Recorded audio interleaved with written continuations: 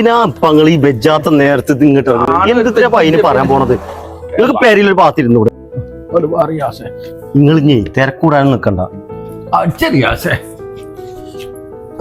അവിടെ നേരെ നിക്കി. ഞാൻ നിന്നോളാം. ബെല്ലടിച്ചാ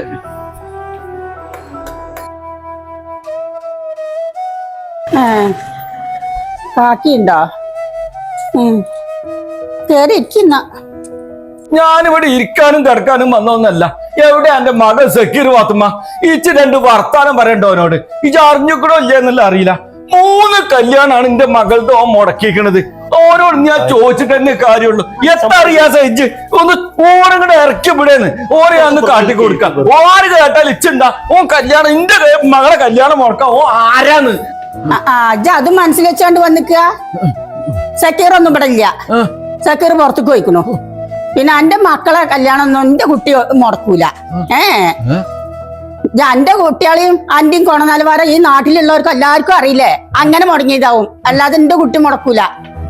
ആ കണക്കും പറഞ്ഞോണ്ടൊന്നും ഇവിടക്ക് വരണ്ട.